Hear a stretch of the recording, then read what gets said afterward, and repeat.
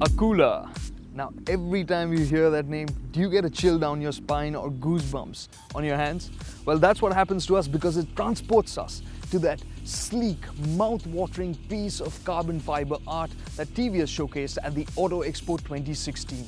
And we have been waiting and waiting for it. But now the production bike is here, and instead of the cooler, it's called the Apache RR310. So, what all has changed from the concept bike to the production bike? And has the wait been worth it?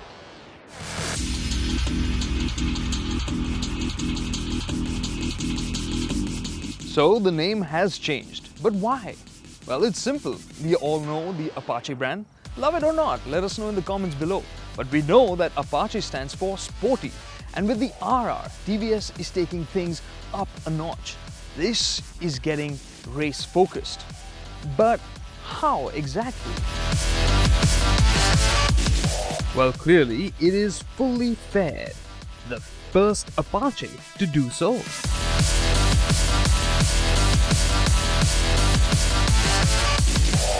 The RR310 is going to rack up respect just by turning up, and the angle that you're looking at it from right now is its finest angle. I mean, look at it. Doesn't it look like a proper super sport motorcycle? Well, it does feel like that. It does look more expensive in this red and white color. The black looks sinister. There are plenty of rich details like the tricolor on the windscreen, and all the logos and decals feel top-notch.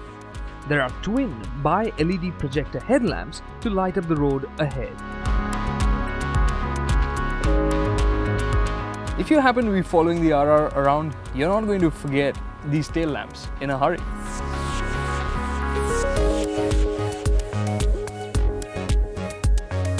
But the RR's design isn't perfect. The nose looks a bit flat from certain angles, and the tail section definitely looks quite bulky.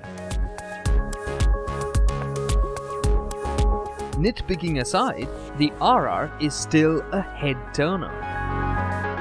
But this is no poser. TVS wanted it to be a benchmark motorcycle, and they claim that it can go from 0 to 60 in 2.93 seconds, and it has a top speed of 160.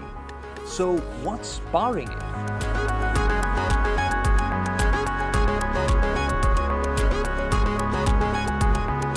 There's no getting away from it. The RR310 is of course related to BMW's G310R. And well, the engine here is effectively carried over, and that's no bad thing. We could completely geek out over this engine, and we're going to do a separate video on that. You should find the link somewhere around here, or just check back later for it. This engine is basically a single-cylinder liquid-cooled engine. It also has cooling for the engine oil so that it can run cooler in all kinds of temperatures, and it makes about 34 PS of power, 27.7 Newton meters of torque. But it's slightly tweaked in terms of what the ECU is calibrated as, because this is more track focused, so it makes the peak power and torque slightly higher up in the rev range. But the big question is, if the power and torque is the same, then how does this manage to hit a top speed of 160 kilometers an hour, whereas the G310R is good for only 145? So, what's the secret?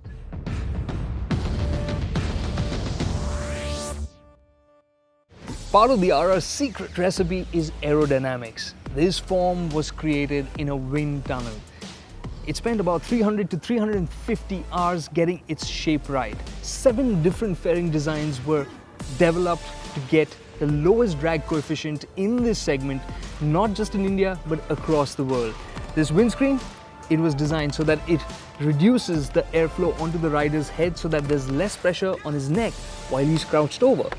Even the smaller details like these vents here, they have a slightly rougher surface on the lower edge so that the wind as it passes through it gets kicked up and away from the rider's legs.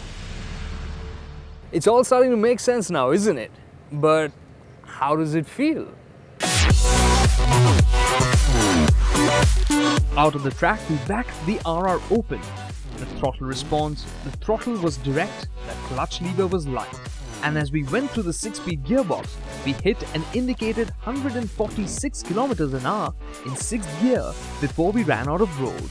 The 6-speed gearbox was smooth even when shifting aggressively, and the lack of a slipper clutch didn't feel so obvious out on the racetrack. The most impressive thing about this motorcycle is just how responsive it is to ride. You've got a whole chunk of torque just about across the rev range. It feels very smooth in the way it delivers power. You almost don't realize when you're at the limiter, which is just under 11,000 RPM. So it's a very easy motorcycle to ride because of that. Even around this track, you can carry a gear higher, just open the throttle and off it goes. So in real world conditions, we expect this to be very rideable for those same reasons, and yet at the same time, a lot of fun. But there is one downside, and that is that we could feel a bit of vibrations coming through, especially through the seat, and we could hear some vibes from the plastic panels as well. And well, there are 32 of them just on the outside. But TVS say that the issue was isolated to a few test bikes and will be fixed.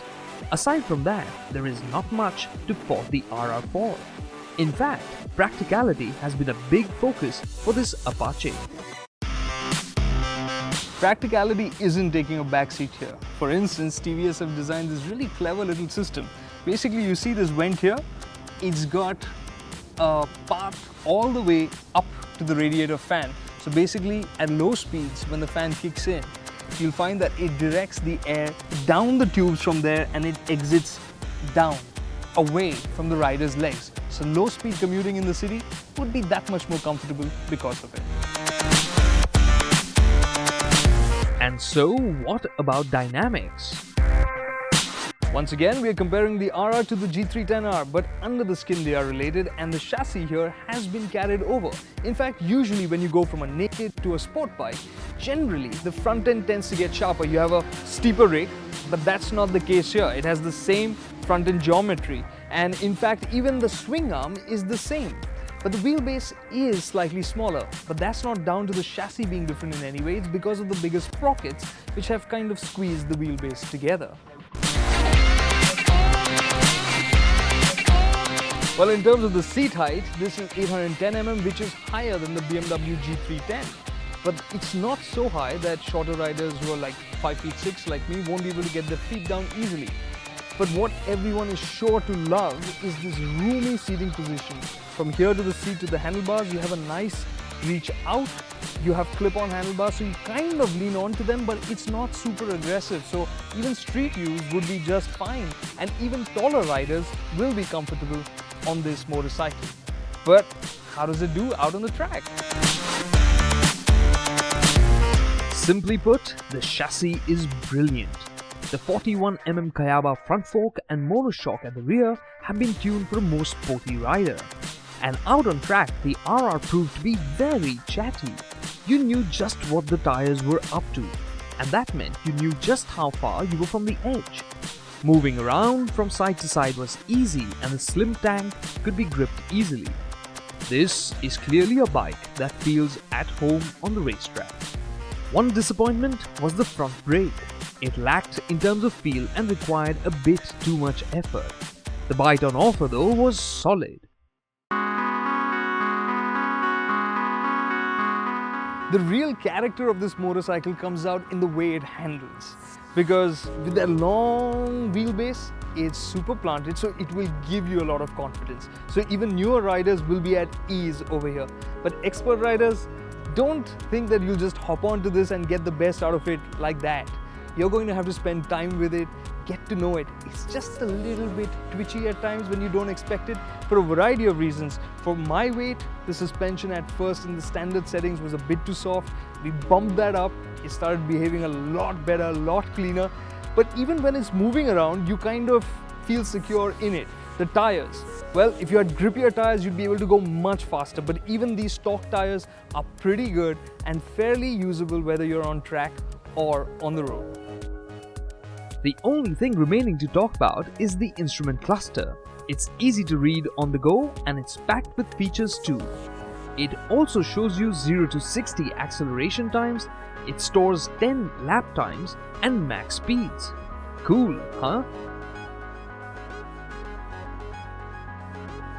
Well, what about price? The Apache RR310 has been launched at 2.05 lakh rupees ex-showroom, which as expected sits between the likes of Bajaj's Pulsar RS200 on the lower side and closer to KTM's RC390. Yes, the price does seem a bit premium, but then so is this motorcycle.